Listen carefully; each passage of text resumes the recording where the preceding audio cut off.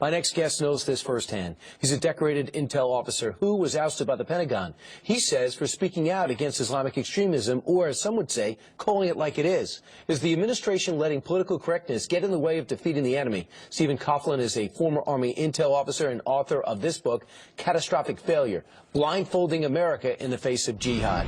So, Stephen, did you feel as though you nailed who our enemy was and gradually have been told to pull back?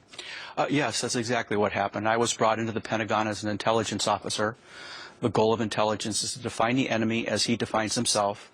It's not my fault he defines himself as a jihadi to impose Islamic law. They asked me to purge that from my research. I refused, so they purged me. The question becomes, if you can't analyze al-Qaeda based on what they say they're fighting for, how can you analyze them at all? Right, and I guess the fear is, well, if you say that we're at war with Islam, you're fighting billions of people, let's disseminate and say the war against radical Islam. Do you have a problem with that? I don't have a problem with the idea at all. I mean, our goal is to define the enemy. You know, at a certain point there were just Nazis in Germany, but when the Nazis took over, they controlled Germany and we had to fight all of Germany. And what we're seeing is that type of process cycle up.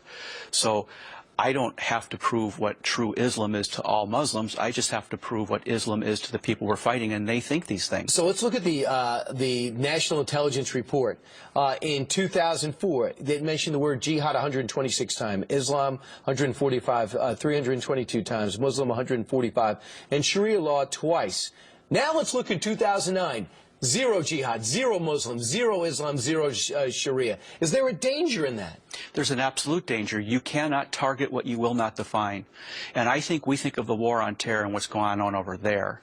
But I think the people we're up against feel that they can win the war over here by influencing how we conceptualize the nature of the threat and miss all the time. Because if I can't use the concepts of jihad that al-Qaeda say they rely on, then I can't understand what they're going to do. But would people say, like the president is, well, they bastardize Islam and use it as an excuse for their extremist behavior? What's the truth? Well, I would say, like, for example, President Obama said ISIS is not Islamic. But in December, without supporting them, Al-Azhar, the most prestigious center of Islam in the world, said they are Islamic. So I mean, if it's good enough for them, it's good enough for me. And Steve, when people reading your book go, well, he's just bitter he got fired, what do you say to them? Well, I never really asked to do it in the first place. I was a reserve officer, was brought in, and I was quite successful at what I did. And then I left, and they brought me back in as a consultant, and I was successful again. So, yes. I would like it much more if you were on our side disseminating this intelligence. Catastrophic Failure, Blindfolding America in the Face of Jihad. Stephen Coughlin, thanks so much. Coughlin, I should say. It's a pleasure.